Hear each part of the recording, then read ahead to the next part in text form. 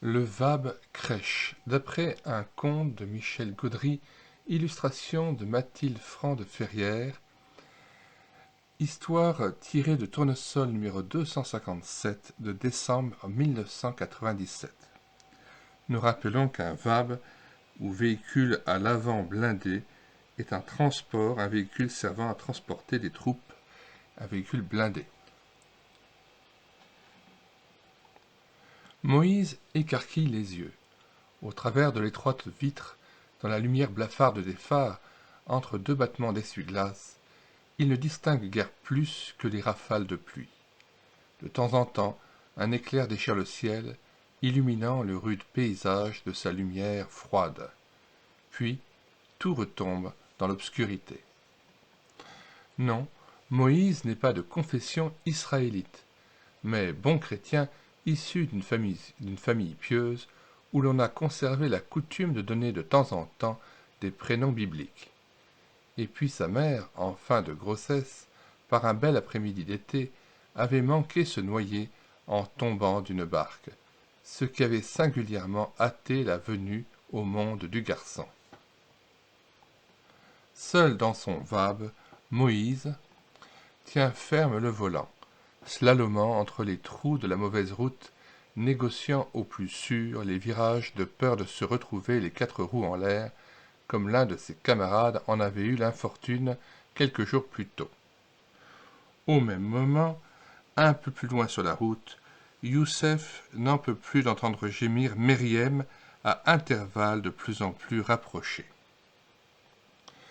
Il arrête le petit âne, vous savez, un de ces petits ânes gris qui ont comme une croix sombre dessinée sur le dos. Meriem est courbée en avant, haletante. Brusquement, elle se relève puis se courbe à nouveau, respirant avec peine.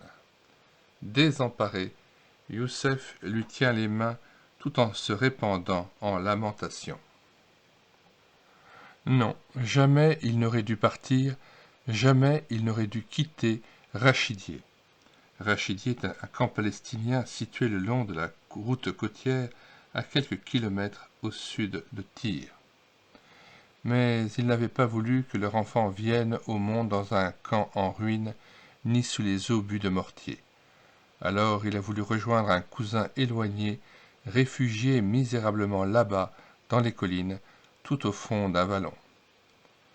Comment sont-ils passés? Comment ont-ils réussi à franchir les lignes?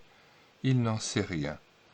Et maintenant, seuls, sous la pluie, isolés et abandonnés, ils savent tous deux que le moment est proche où Meriem va mettre au jour, ou plutôt à la nuit, et à la pluie, son premier-né. La jeune Palestinienne glisse à terre et se tord de douleur d'une flaque à l'autre, labourant la boue de ses doigts. C'est ce tableau de détresse que Moïse découvre au détour d'un virage entre deux battements de ses essuie-glaces. Il freine. Le lourd engin blanc, frappé aux couleurs de l'ONU, s'arrête en dérapant, obstruant toute la chaussée. Le Français s'interroge sur la conduite à tenir. Il n'hésite pourtant pas longtemps, prend son FAMAS, son fusil d'assaut français, et saute à terre. Pendant ce temps, une vieille Mercedes brinque-ballante monte aussi vite que possible, virage après virage. La Kalachnikov, c'est un fusil d'assaut d'origine soviétique particulièrement prisé dans toutes les guérillas du globe et équipant les milices des milieux libanais. Abréviation courante Kalash. La Kalachnikov à portée de main, Moussa est épuisé. Voilà plusieurs jours qu'il participe à l'encerclement du camp de Rachidier et fait le coup de feu. Sous la pluie et le vent, il en avait eu ras-le-bol. Et il rentrait retrouver les siens, une balle engagée dans le canon de sa calache, l'esprit encore belliqueux. Moussa est ébloui par le vab tout phare allumé. Il doit s'arrêter. Il écarquille les yeux, distingue l'âne piteux et de forme agenouillée. L'une porte frague jaqué, un gilet pare-balles, et casque bleu. l'écusson France au bras gauche. L'autre est abrité simplement d'un sac plastique. Au sol, sans doute un blessé. Rassuré, le chiite, un chiite est un membre d'une des divisions de l'islam, rassuré, le chiite ouvre la portière et descend lentement par précaution, l'arme au poing. Père de 5 enfants, Moussa comprend vite de quoi il s'agit et, dans un français hésitant, suggère de mettre la jeune femme à l'abri dans le vab. Entre 2 contractions douloureuses, les 3 hommes allongent Myriam sur l'une des banquettes. Moïse augmente le régime du moteur pour forcer le chauffage. Mais un soldat israélien les observe, caché non loin de là, dans un creux de rocher. Moshe avait tout vu, mais sans bien comprendre. L'attaque qu'il venait de faire avait un peu foiré. Il était donc resté en arrière pour protéger le repli de ses camarades. Maintenant isolé, il était en train de regagner prudemment le plus proche poste de l'ALS où IDF le récupérerait demain matin. ALS, c'est l'armée du Liban Sud, milice libanaise pro-israélienne qui tient une zone tampon le long de la frontière nord de l'État d'Israël. IDF, Israël Défense Force. Moshe hésite. Doit-il aller voir ou bien s'éloigner sans bruit? Poussé par une force irrésistible, il se lève. L'Uzi au creux du bras. L'Uzi, c'est le pistolet mitrailleur israélien. Lentement, il se rapproche du vab, passe un œil par la porte arrière. Un grand cri de Myriam déchire l'air à nouveau. L'Israélien, père de 2 enfants à la naissance desquels il avait assisté, voit en un instant l'urgence de la situation. Il grimpe rapidement dans le lourd véhicule. Déjà, d'une voix sourde, mais décidée, il donne des ordres en arabe, traduits approximativement par Moussa. Relevez banquette, couverture. Moïse saute sur son sac à dos, le défait précipitamment, sort son duvet qu'il ouvre avant de l'étendre sur la banquette souillée de boue. Moshe pose son Uzi sur le famas et la calache.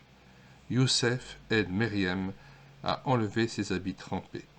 Puis Moïse donne sa parka bien sèche à la jeune femme. Il était temps. Quelques minutes suffisent pour que le petit être vienne au monde.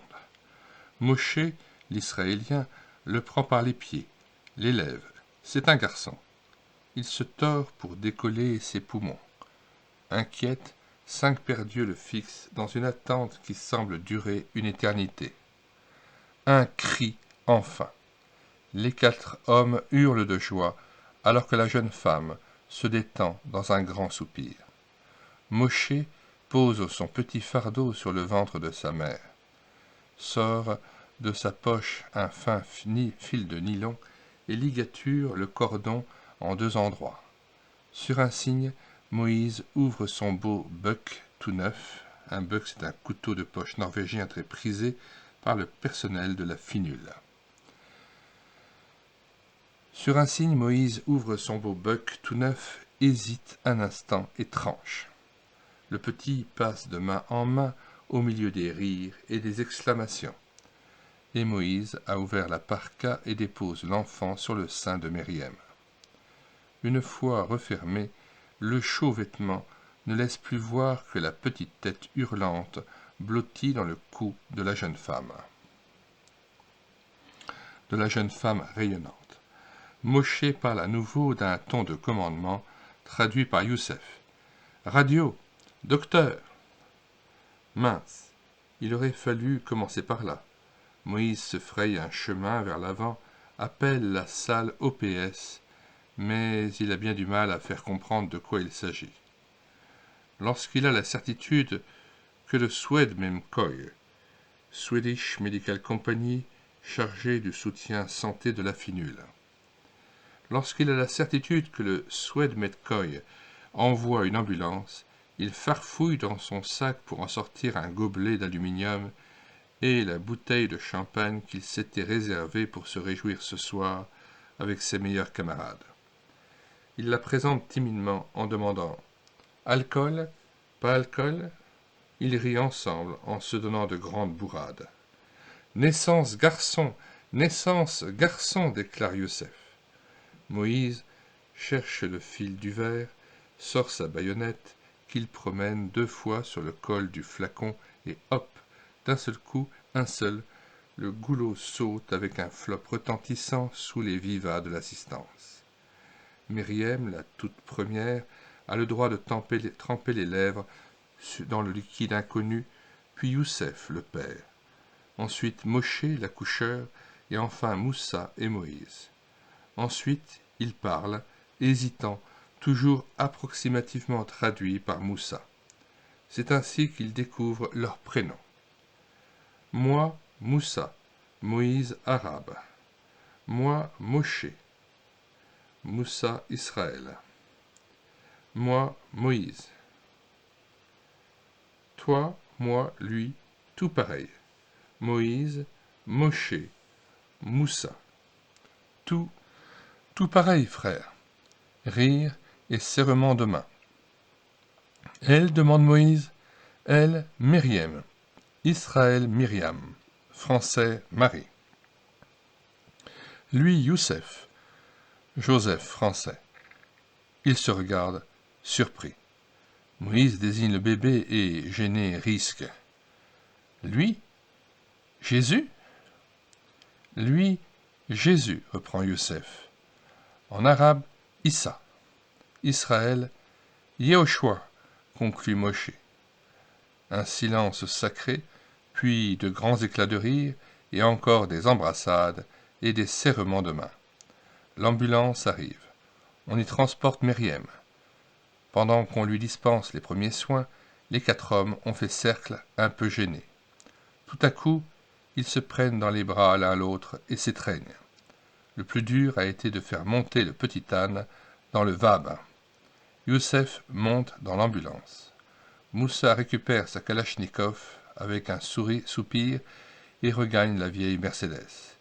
L'usi de Moshe pend lamentablement au bout de son bras. « Shalom » murmure-t-il avant de s'enfoncer dans la nuit. Ici, à l'intérieur de ce vab, dans la nuit du 24 au 25 décembre 1983, sur la route du Sud-Liban, est né Jésus, fils de Myriam et de Youssef.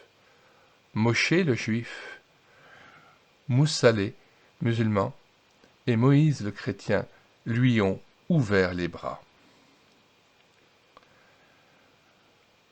Fin du récit que vous pouvez télécharger sur médiathèquechrétienne.fr. Nous mettons dans les commentaires de cette vidéo le lien d'accès à la page de téléchargement de cette BD Tournesol. Bonsoir à tous et à bientôt.